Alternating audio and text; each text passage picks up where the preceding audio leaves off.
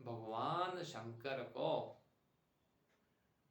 या शिवलिंग पर, दोबारा रिपीट कर रहा हूं, भगवान शंकर को या शिवलिंग पर जो कुछ भी चढ़ाया जाता है वह निर्माल्य और प्रसाद अग्राह्य हो जाता है, यानी कि उसको आपको ग्रहण नहीं करना है, वह दोष लग जाता है। और शास्त्र तो यहां तक बोलते हैं कि जो उस का भक्षण करता है उसको भगवान विष्णु के कोप का पात्र बनना पड़ेगा। हाँ स्वामी जी, एक हाँ क्वेश्चन था आपसे। जी। अगर सपोज किसी भी मंदिर जाते हैं, अब हाँ शंकर जी, वहाँ पे शंकर जी भी हैं, विष्णु जी भी हैं, राधा रानी भी, सब कुछ है। हम्म, अगर वो शंकर जी से उठा के हमें प्रसाद दे देता तो उस पर भी दोष लगेगा क्या? बिल्कुल लगता है। ये मैं नहीं कह रहा, मैं आपको अच्छा, सुनाता हूँ। नहीं मतलब वो पंडित के हाथ से भी लिया गया होगा तो मैं भी दोष लगेगा? मैं आपको थोड़ा सा अब आपके पास्ट में लेकर के चलता हूँ। आप जब अभी के मंदिरों को छोड़ो, अगर हम पुराने मंदिरों में देखें तो उसमें ना शिवालय अलग बनता था और मंदिर अलग बना होता था। कुछ ध्यान है ऐसे मंदिर? शिवालय बिल्कुल अलग होगा और मंदिर अलग बना होगा। वो इसी कंसेप्ट के ऊपर बनाया जाता था।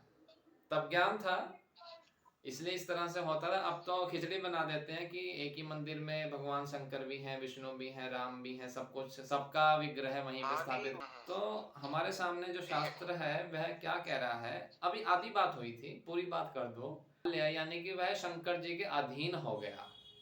और दूसरा, यदि वह प्रसाद आपने ग्रहण कर लिया तो आपको विष्णु का कोप का पात्र बनना होगा। तो इसमें एक एक्सेप्शन आता है। वो एक्सेप्शन क्या आता है, मैं श्लोक आपके लिए पढ़ देता हूँ। शालग्राम शिलास्पर्शात् सर्वं तद्ग्रहमेव च अनादिलिंग निर्माल्यम भुक्त्वा शंकर तां व्रजेत प्रसादम भक्षयेन् मर्त्यः स्वयं शंकर तां वर्जेत।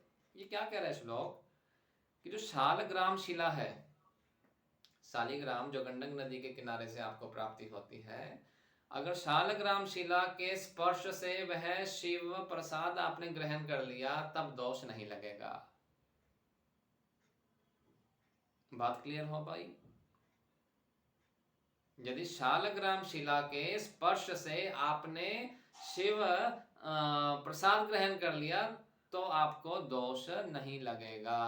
और दूसरा, जो स्वयंभू शिवलिंग होते हैं उनका भी दोष नहीं लगता। यदि आपने जो वह शिव का प्रसाद है शालग्राम शिला पर स्पर्श करके लिया, या फिर जो स्वयंभू शिवलिंग है उन पर स्पर्श करके आपने ग्रहण किया, तो कहते सीधा शिवलोक में जाओगे विदाउट एनी पास।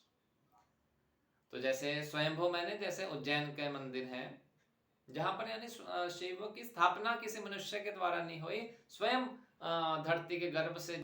दृगतीन तेज राशि कटिबंध नाग फासी, कटिबंध नाग फासी, गिरिजा है संग दासी, गिरिजा है संग दासी, सब विश्व के आधारा, शंकर तेरी जटा में बहती है गंगा।